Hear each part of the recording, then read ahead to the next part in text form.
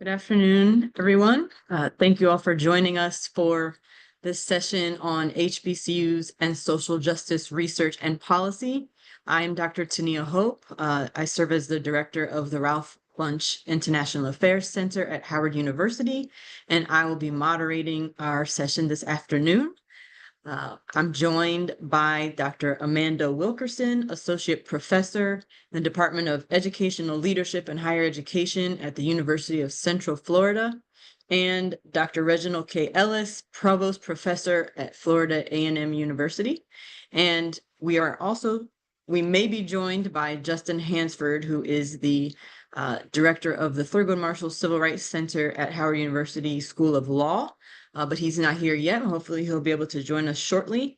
I just wanted to get us started. So we don't have a lot of time, and this is a subject we could spend days and days talking about. But in this session, we're going to explore the role of HBCUs in advancing social justice research and policy. We'll be discussing how HBCUs have historically contributed to movements for racial and economic equity, as well as some contemporary initiatives that address systemic inequalities through scholarship and policy advocacy.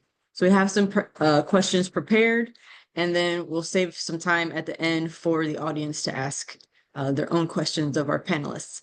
So without further ado, let's just jump right in.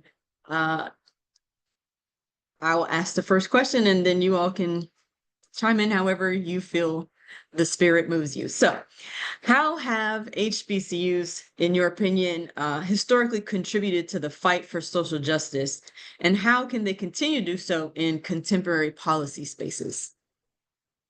Who wants to go first? I'm happy to go first. Thank you so much, Dr. Ellis, for being a kind gentleman. Good afternoon, everyone. I'm really happy to be here because I think many of the institutions, particularly HBCUs, those that were built to kind of protect and propel us are being used not as engines of liberation at all times, but as service stations, oftentimes of neo-capitalism, where it's fueled by Black brilliance.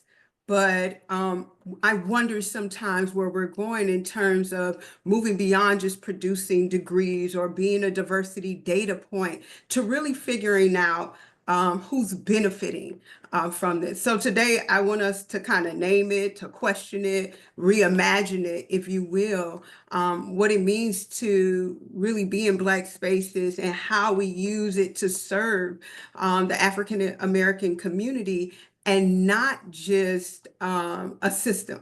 So again, my name is Amanda Wilkerson. I really study how Black institutions and Black people are governed through systems that promise viability, but suppress vitality, particularly when it comes to higher education. And in the case of my research, civic engagement, political socialization. So really quickly, so that we're on the same page in terms of understanding viability and vitality, I would like to define it very quickly. Viability, when I speak of viability, I'm really referencing and drawing on the work of all these are political scientists who were at Michigan State University and first looked at this idea of political socialization. What is political socialization, Wilkerson? It's just understand how one builds their beliefs and values. So then how viability understood through this lens. Viability is just survival. On the other hand, vitality is about thriving. So when institutions like HBCUs or communities are governed for viability, what does it look like? Just getting enough, viability. Having limited resources, viability. Not getting enough recognition, viability. And if we break it down and look at viability through the modern day version of the HBCU experience, I would say HBCUs are often given short-term grants or emergency funding after there are problems that arise, but have been there over time. or compliance heavy partnerships just to stay afloat, but can't always define their own futures outside of what other people want them to do. That service station, if you will, to go back to that for neo-capitalism. So viability, in short, if I had to give you a through line, would be existence without empowerment. So then what is viability? Viability in HBCUs are HBCUs that are kind of funded to lead. That Howard University was not created to be a Harvard. Howard was created to be Howard University. That a Florida A&M University, the institution that I graduated from twice over, a proud graduate of, was not created to be a University of Florida. It is a university that was created to serve its community. What does that mean? The curricular centers on Black knowledge and propels the Black community, not just to respond to labor markets, not just to be a data point, but it is to register and localize supporting leadership of said community because of the educational divide brought on by segregation. So then what is viability? It's power. I believe it to be power. It's purpose. It's sometimes possibility. So we are too often governed for viability, just enough to function, never enough to flourish. But my work really asks, what would it look like to govern Black lives, Black youth voters, Black institutions for viability? And so with respect to the question about the role of HBCUs and social justice and policy change, I want to add one other V. I love alliterations, and I'll conclude it there because there's a lot I want to share, but I don't want to take up all the space. I'll surrender it a little bit. Vanguard. I was reading the work of Martha Jones about 2 years ago, and she wrote a book called Vanguard, how Black women are really on the vanguards of their community, and they are looking at breaking barriers, if you will, with regard to the vote. And I thought about what this would look like within the frame that I'm creating about viability, and vanguard. And I think that the term refers to frontline, those who lead. I met a student at Howard University when I came, and we rolled out through the center this report on civic engagement. And she helped me to reimagine what it looks like through her own lived experience, this idea of never being satisfied with where we're at, but imagining the new and acting ahead of the system. So Vanguard isn't really about survival, that's viability. Or it's not just about growth, that's viability. Vanguard is about transformation, pushing society forward with clarity. We got to do that. With clarity of vision, with moral courage, with collective will. I'll end it by saying that historically, I think that America has tried to be a vanguard of democracy, but I'll critique that point by saying it has utterly failed. Right. And we see the really outcome of that by looking at where we are socially, politically, economically now. Right. But if we looked at when they tried, what are some examples of it? I'll say Reconstruction, if you will, for a brief moment. The United States government acted as a vanguard with trying to fund Black schools, trying to support Black political participation, attempting to sort of redistribute land, if you will. And maybe a more modern version of that would be the Voting Rights Acts of 1965 and 1960. I would say more often than not, the Black community itself serves as the vanguard because they're pushing the nation to either live up to its ideals or we got to redefine it.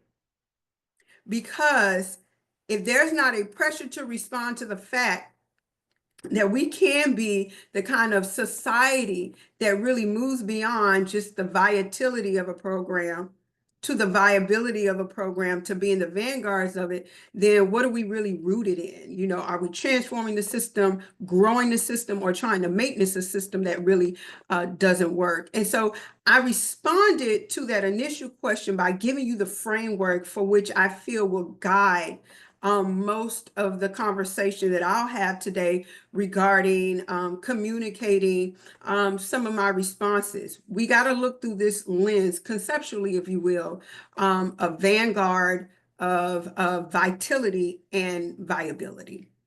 Thank you. Dr. Ellis? Uh, Thank you so much, Dr. Hope, for the opportunity, Dr. Melanie Carter and the HBCU Center for inviting me to serve on this most important panel discussion. Thank you, Dr. Wilkinson, for providing that great opening conversation. And congratulations again on your induction into the Florida A&M University College of Social Science, Arts, and Humanities Gallery of Distinction.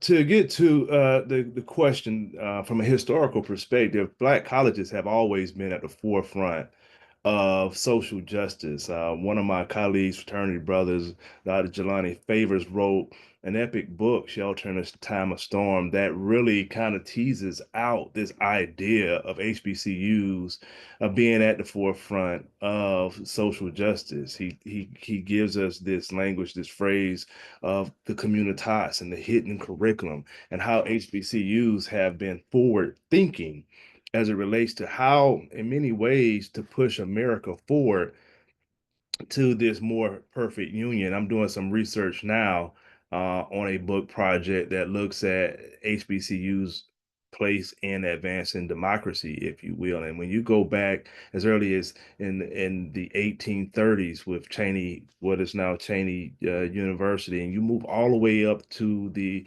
turn of the century, in these classrooms, there were liberal arts spaces, and these Black people had the opportunity to not only learn about themselves, but they had the opportunity to learn about America in many ways that white folk didn't have the ability to learn because they didn't have access to education, because quite frankly, poor whites had no desire for it. And so when Black people were in these spaces, in these institutions of higher education, they were learning what these abolitionists were teaching. They were learning what these Black learned individuals were teaching. And they were not only learning about themselves, but they were learning about this idea of America that was written on paper, that these philosophers, these theorists, as they were supposing America, these Black folk at the very beginning of Black institutions were learning about America while it was still unfolding. And so social justice was being embedded, was being inculcated in Black students from the very beginning of time, and that did not change. So when you start to see, if I could fast forward, I know this is a kind of a quick jump, but if you can kind of fast forward from the 1800s and get to the 1960s, and you start to see the birth of the modern civil rights movement, who are these leaders? These leaders are individuals who are graduates of historically Black colleges and universities. These individuals, where did they learn this activism, if you will? Where did they learn these theories of protest? Where did they learn this stuff? Where did they get this spirit, if you will? They got it from these HBCUs. So how does that look today in the 21st century, where, quite frankly, some people would say the house is on fire? I think that there are individuals and institutions like the HBCU Center, there's centers uh, at HBCUs throughout the United States that have the ability to continue to lean in. I remember there was a time where Howard University had a press where Black folk could come, scholars could publish their work and ensure that it will have a good peer review process, and that work would be published. I think we need to start thinking about that again. How can the HBCU Academy, as my colleague Dr. Darius Young calls the Ebony Tower, how can the Ebony Tower in the 21st century shield scholars to do the work that we are called to do in the 21st century, as Dr. Carter and I always talk about, to prepare for the 22nd century. And I think there are ways that we can do that just by looking back at what happened in the past. These individuals created something in the 19th and early 20th century that, quite frankly, did not exist. And they did it in a very overtly racist era where people told you you were not human, that you could not, you didn't have the ability to read, write, and all of this. And they created these institutions that still exist today. And so I think we just really should go back and look at what our ancestors and forebears created and recreate it. For example, let's bring Howard Press back. Let's bring the Du Bois, yeah, well, they have the Du Bois Institute, but let's bring these think tanks back and study ourselves to figure out the issues of the present age. Thank you. I will add, my research has been on the internationalization of HBCUs, and Dr. Favor's book was very instrumental in my research because I was looking at precisely the topic of this session and social justice, uh, uh, and how it is in the DNA of HBCUs, but that is not exclusive to the United States because HBCUs, as we know, educated many leaders from around the world who came to our institutions, gained the knowledge from our scholars and intellectuals, and then went back to their countries to lead liberation movements and work towards decolonization and anti-imperialism. So the reach is broad, not just impacting the United States, but impacting the entire world. So thank you for that. Let's move on to the next question. What are some of the current research initiatives at HBCUs that you all are aware of that focus on social justice and equity? Dr. Ellis, you want to go first since Dr. Wilkinson went first last time? Sure. Well, I know that there are several centers that are being funded by foundations that are focusing on social justice specific initiatives. And these centers are at what I would consider some of the quote unquote Big Ten historically Black colleges and universities. You know, your research two, and we only have one research one, but your research two institutions. And these centers are being led by scholars who are on the cutting edge of research. Now, many of these centers are in their infancy, so it's going to take the support of faculty throughout all of HBCUdom to support those centers. And so let me take a quick commercial break, if you will, and explain what I mean by that.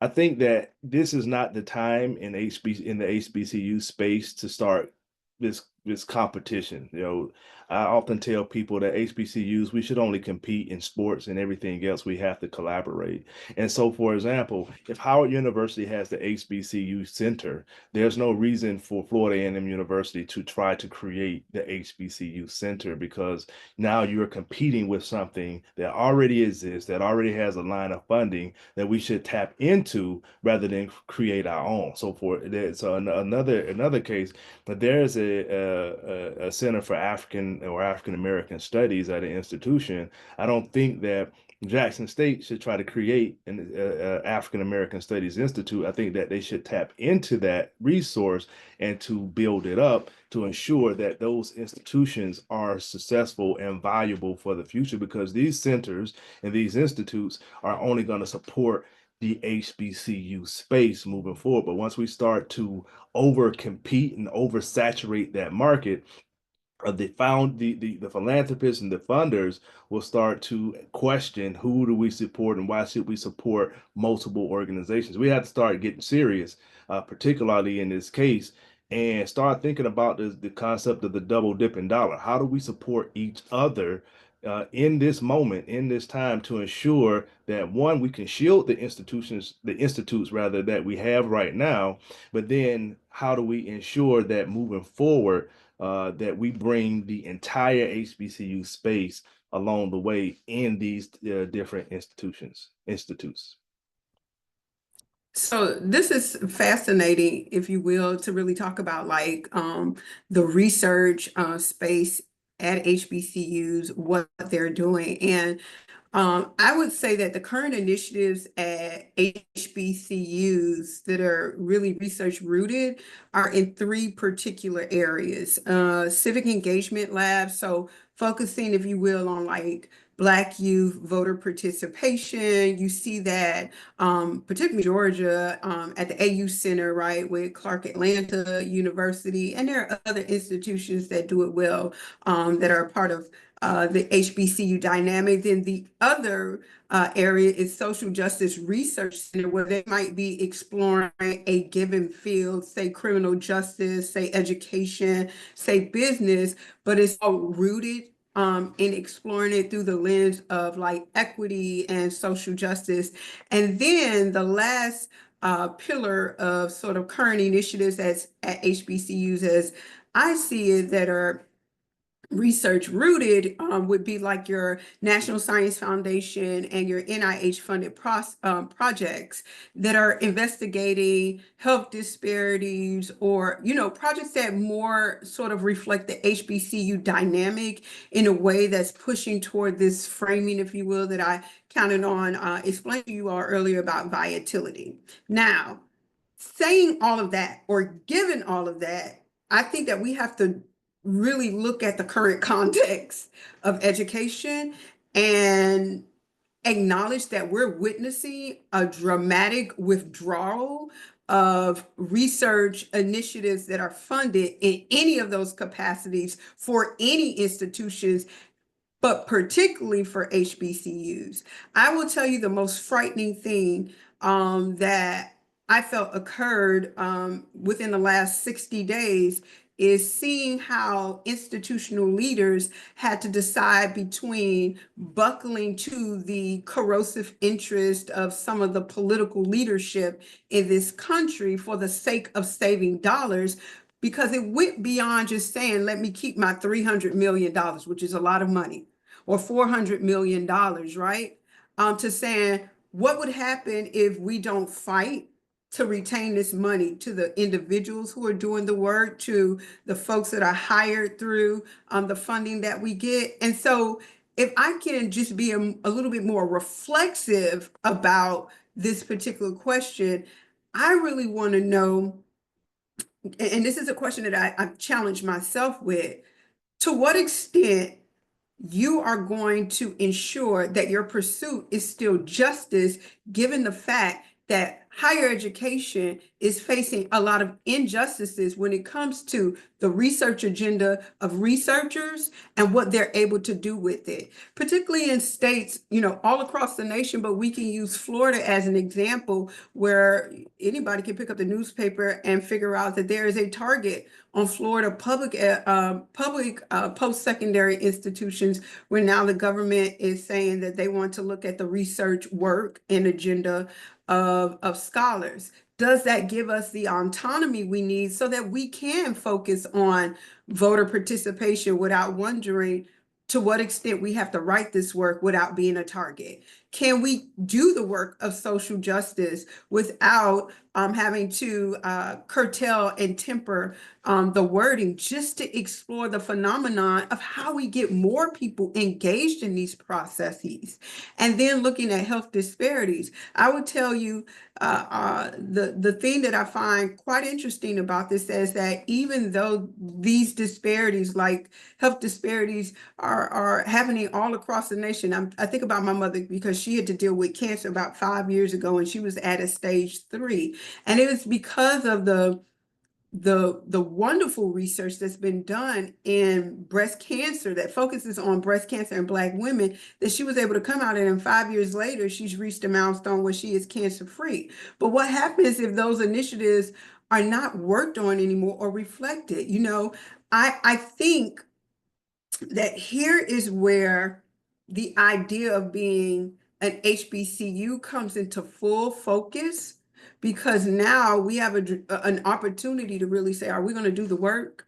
Are we going to shy away from it? Who are our real partners anymore?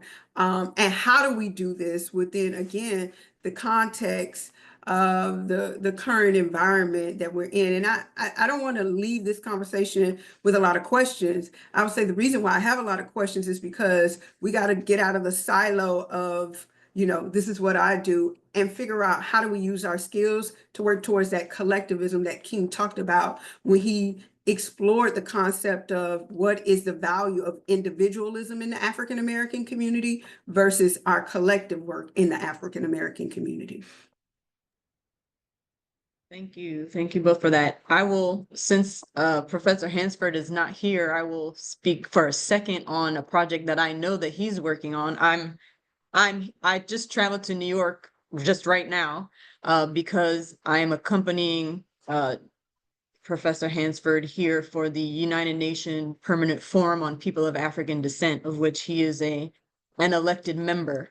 And he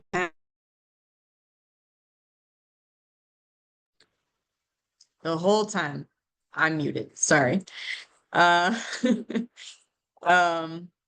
sorry, I just wanted to chime in because Professor Hansford is not here to share this, but I wanted to make sure that everyone knew about a project that he's working on. I'm actually here in New York because I'll be joining him next week at the United Nations Permanent Forum on People of African Descent. And we're hosting a side event on Monday afternoon where he's going to be, well, his students are going to be presenting data that they've been collecting for his Black Audit project. So students have been doing a Black audit in their hometowns around the United States, and they're going to be presenting data on their findings on Monday. But I know that Professor Hansford's goal is to also take that globally. How do we collect data and do a Black audit? What are happening in our communities in the United States and globally to help us advance and thrive in where we are? So that is a contemporary project that I know is taking place right now that I'm very excited about and looking forward to hearing the data that the students will be presenting on Monday.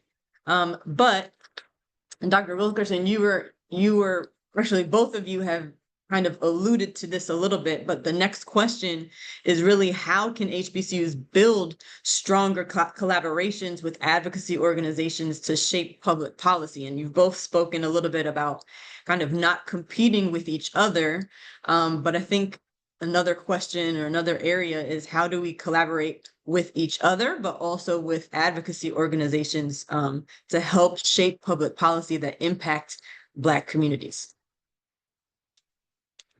Dr. Robeson, you want to go? Sure. I'm happy to address this question. So I think the way that we show up as partners for each other is that HBCUs have to, and I see this happen with the center, radically use spaces that are often pushed to serve maybe corporate interests in a way where we are refostering that interest to support our communities. So for example, I love that the NAACP, they have a lot of work that they're doing around organizing and really sending out information to individuals. And so when we look at the research side of that, in what ways could the center be doing work where we're pushing out one path, allow for additional engagement and promote whatever advocacy that these national organizations that one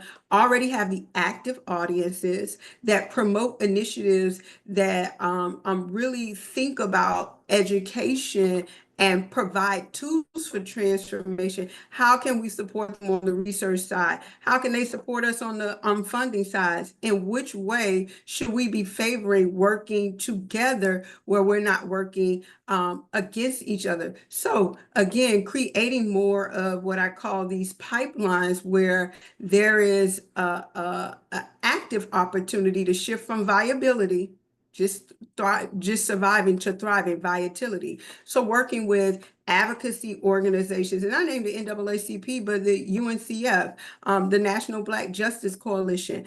I think that we also need to develop policy fellowships and internships that are place-based. So the one thing that I love about the Congressional Black Caucus is that they have a internship program that brings HBCU students to Washington, D.C.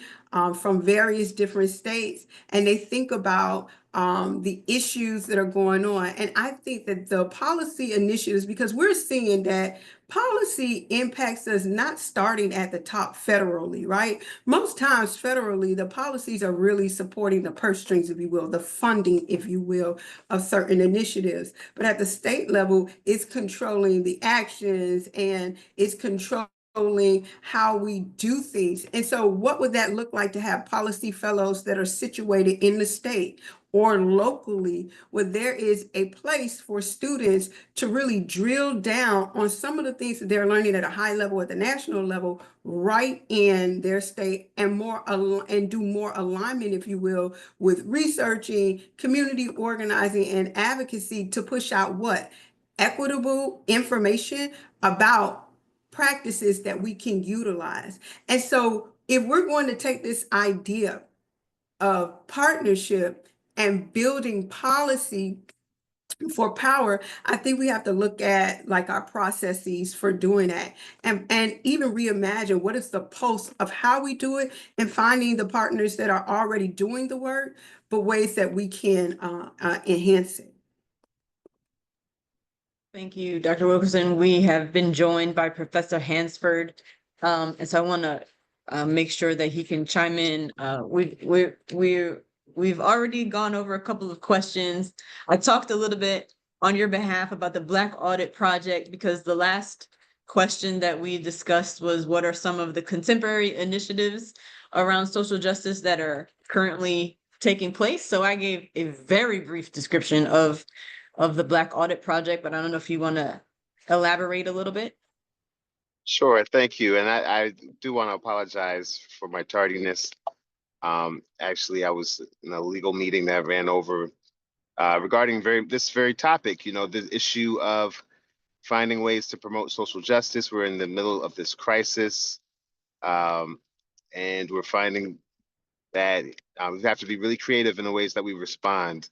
One project that I'm sure Dr. Hope described in great detail, I'm not going to belabor the point, is the idea of the Black Audit Project. And we have Howard students going to 40 different cities across our country. In each city, they are going to do a analysis of the state of Black communities in that city.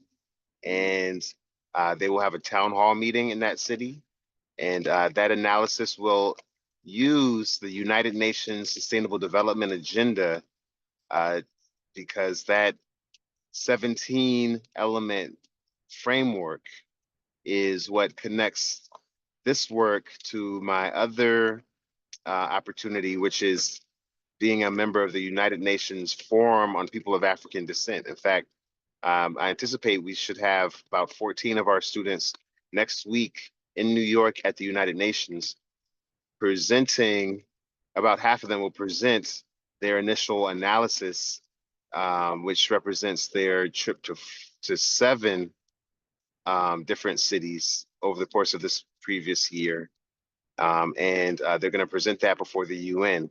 The idea is that we are hoping to accumulate disaggregated data on people of African descent or Black folks.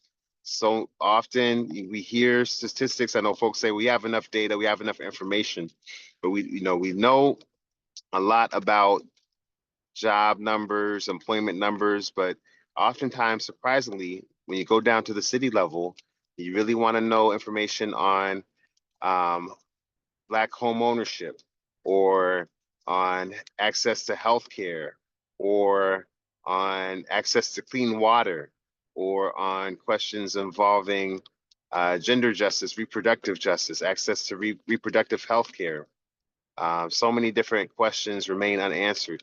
And so just to be able to collect this information is a starting point for ultimately promoting policy on the local level that will be able to help our folks. And that's really the, if I had to say that, the theory of the case for the work that I do. I have come to the conclusion that over the next few years, we're going to make change. It's not going to be easy to do it through federal policy.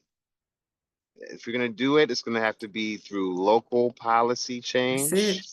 Yeah, it's going to have to be through local organizing. So we're going to have to turn our attention to local city councils, mayors, governors. And so this project is based in these local environments because we want to bring communities together and start to change their trajectory to look at local solutions. And to do that, they say global is, everything global is ultimately local.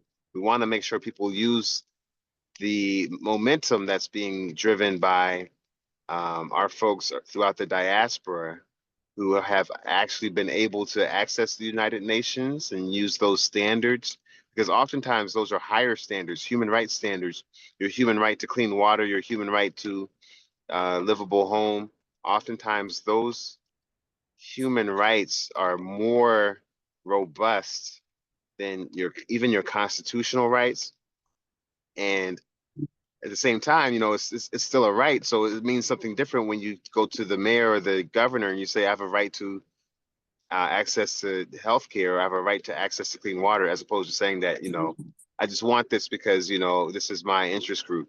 So I think that that's one theory of the case for some of the social justice work that we're looking at during this new period, is how do we continue to push forward and be realistic about our prospects of federal policy change. And I think that, to me, the clear answer is local policy becomes an agenda point. And so as we choose, I'm gonna stop here really quickly, but the 40 cities, I mean, as you can imagine, Atlanta, we're going to Atlanta May 13th. We've been to Chicago. There are a few cities that are gonna be hugely important for our folks. But also Dayton, Ohio, also, going to places like Cleveland, also going to places in the Midwest. I think that Pittsburgh is a big place. I think there are a number of cities that are not given traditionally enough attention, that have really vibrant Black populations and that deserve our resources. So this is a great opportunity for us to pursue social justice on a local level. And one thing that's beautiful at Howard University, we've got students from all these places. We've got students from every major city in the country, and they can give us a inside track to tapping into the leadership in the Black community in their hometown. And so as long as we can leverage the wealth and value that we find in our student body and continue to push to make change, I think we're going to be in good shape.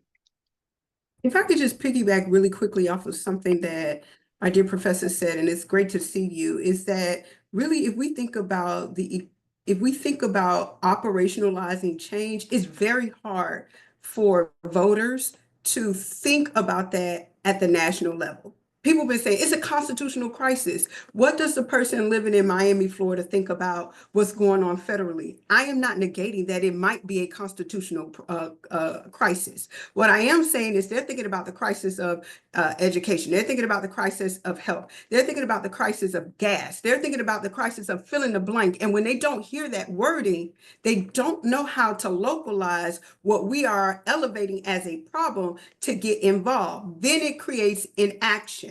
Because the way that you address authoritarianism is that you got to act. So we have this opportunity. There's a theory in political science. It's called equality of opportunity versus equality of results. And all it focuses on is what you get the opportunity to do has the amount to what you want to get done. You got an opportunity to a higher education. What is the result of that? Did you get your degree? Did you accomplish what you want? We sometimes focus too much on the equality of the opportunity and not the result. What does that have to do with my main point about thank you for thinking about we got to go back locally? Is because people don't know what to do with this opportunity of a constitutional crisis, right? And so they don't know what tools they have locally to get involved and address this, because it's all high level stuff. You got people that are citizens that don't read the Constitution. The last time they did was when they were in class. And so I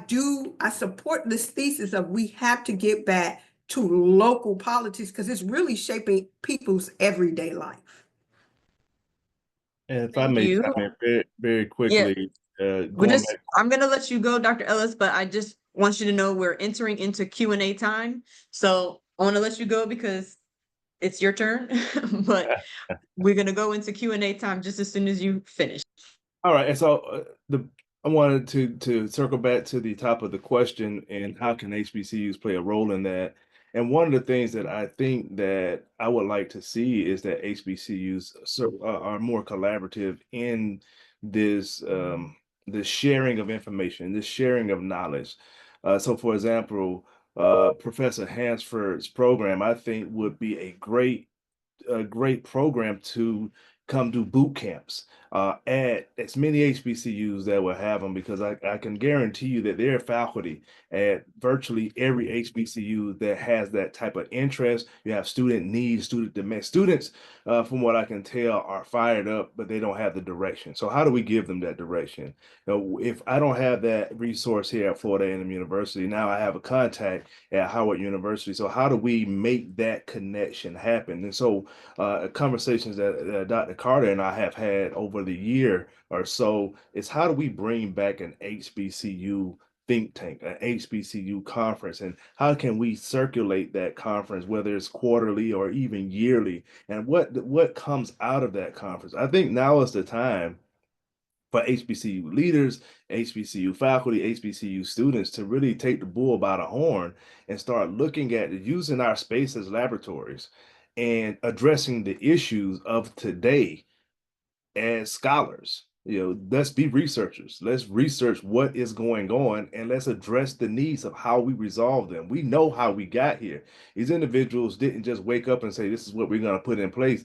They studied this in a lab at the University of Virginia in the 1950s. This is how they got here. So this is how we have to get out of here. We have to use our spaces, like Carter G. Woodson did when he created this, right? And we have to use our spaces the way that our ancestors used our spaces.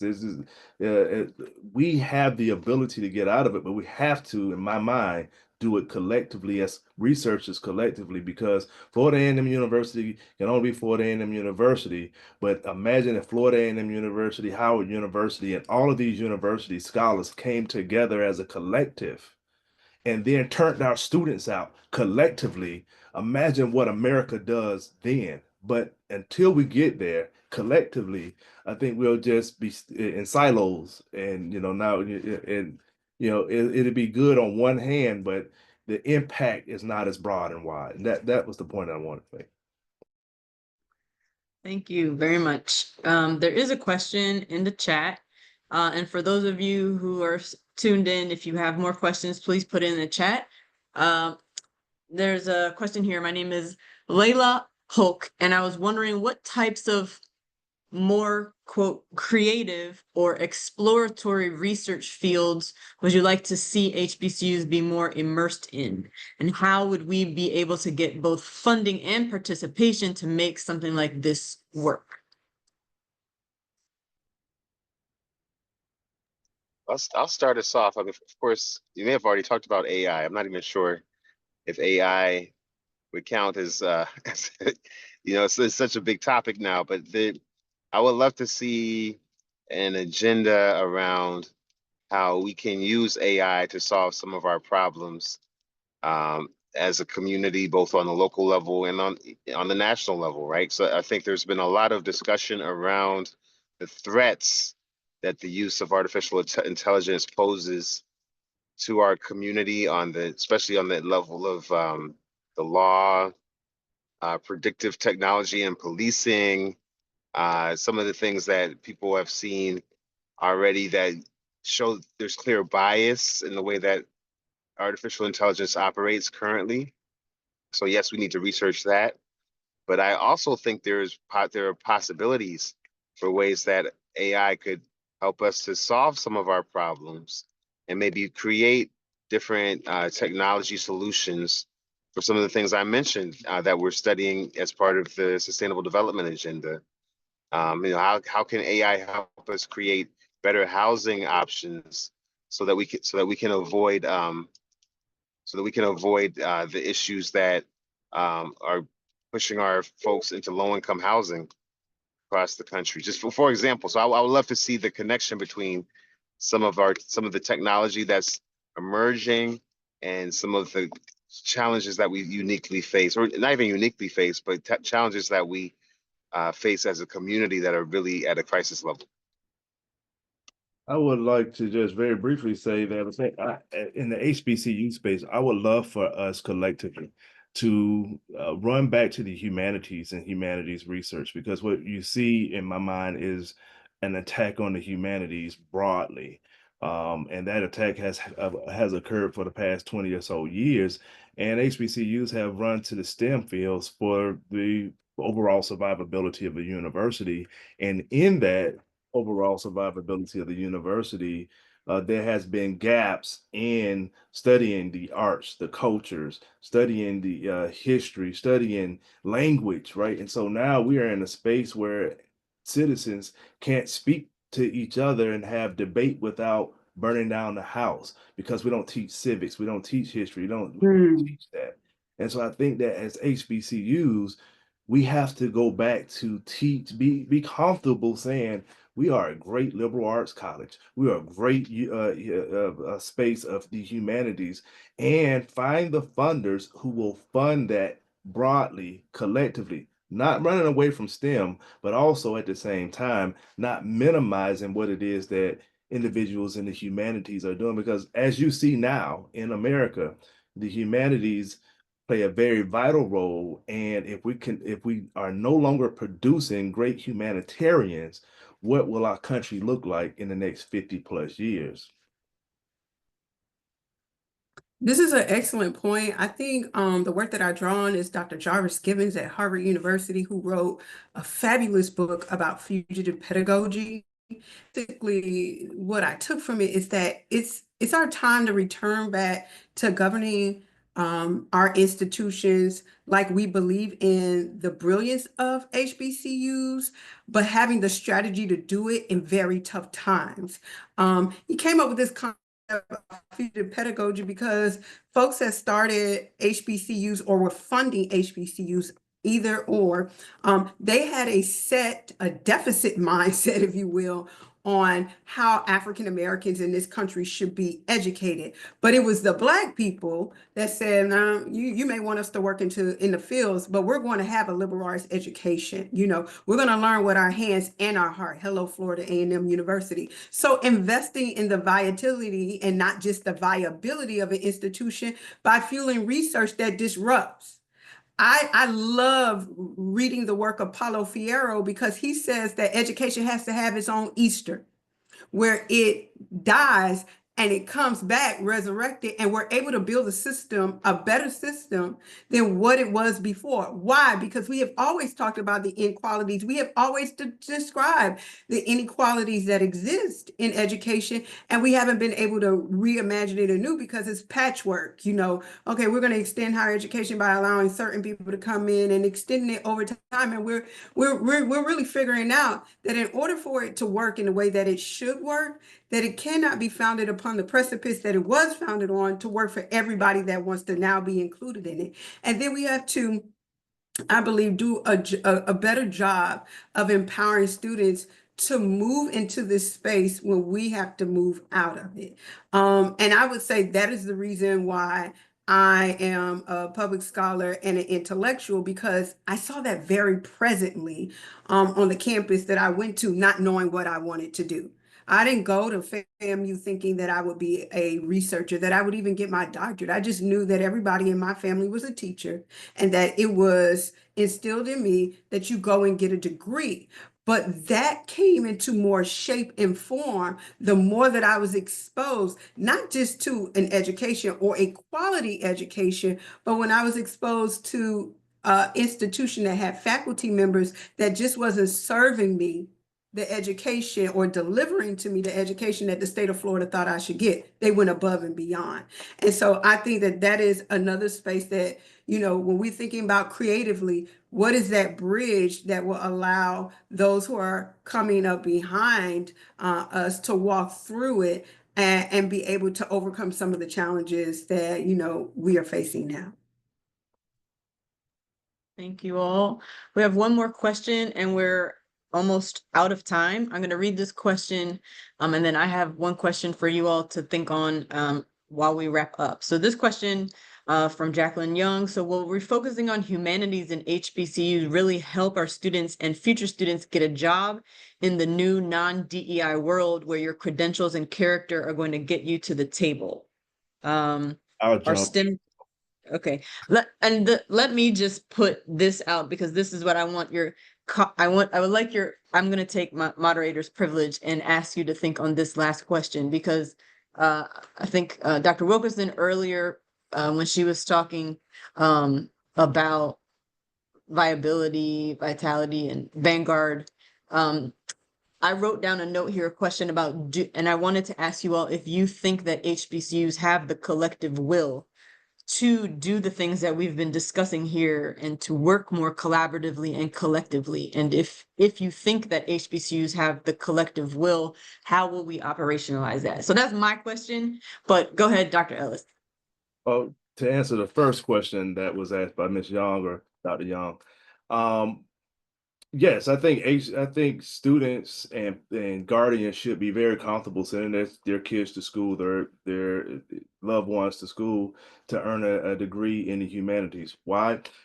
After the Great Recession of 2008, the Chronicle of Higher Education published an article about the narrow focus of STEM majors, individuals who lost their jobs, who were trained to do a job which was a high-paying job, but they could not pivot to another job, meaning they had to go back to school to be retrained in something else. So, for example, you have a lot of I say that Florida A&M University, we graduate a lot of students who have PharmDs, and these individuals go on and they work in retail pharmacy. So what you know now is the number of those jobs are now being winnowed down because you have this mass production of pharmacies where individuals can get mail order medicine. But these individuals, what are they going to do with a PharmD if they can't be retail pharmacists?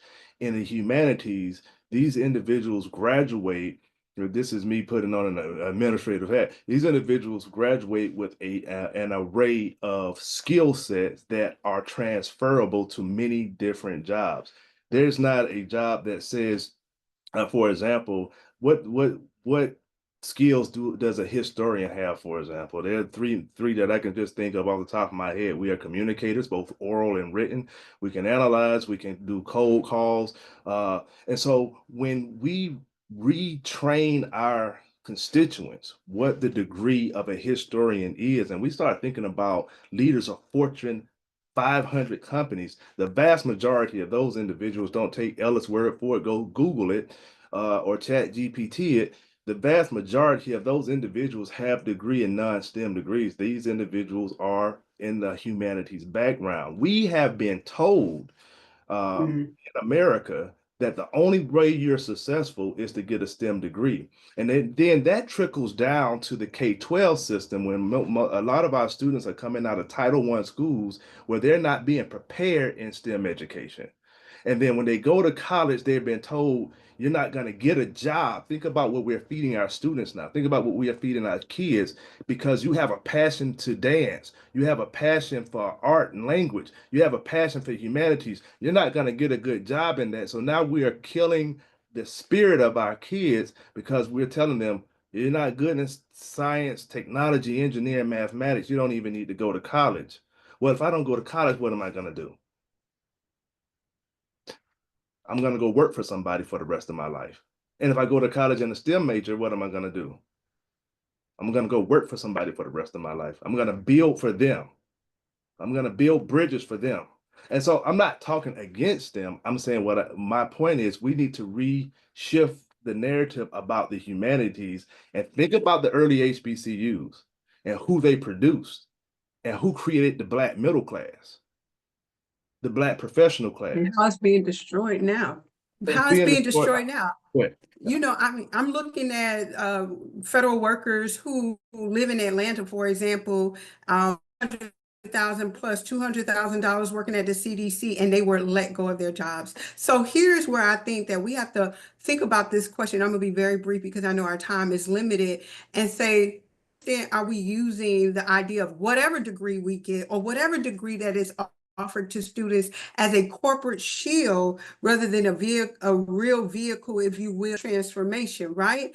Are we telling students, get into this field because of money and opportunity, compliance standards, improving one's public image, or are we shifting the power to saying, get into this field because there's an opportunity for you to show up as a leader, there's an opportunity for you to shape policy, there's an opportunity for you to direct funding to areas that you know are needed. This is materially different than saying, pick a field to get in, whether it's humanities or STEM. It's looking at the mindset to highlight there is a way to retain great talent, right? But to think about this in a way where we're not overburdened by the work that you do, this the going back to that equality of results, but thinking about to what extent there's an opportunity to impact the world. So going back to this conceptual frame of, are we going to be a vanguard, transforming?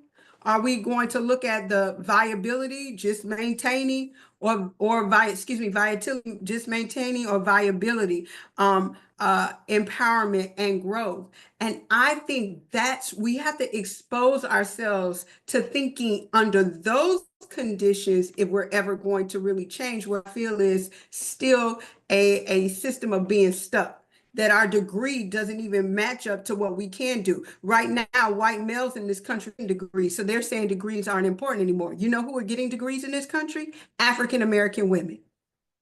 And so this is why I think that by and large, by exposing the reality of what we have to deal with in terms of our degree is not a shield for upward mobility anymore. We do have to highlight the mindset of what do we do with these skill sets to be more entrepreneurial in nature and really setting the agenda for our community and the nation, because that's what we do.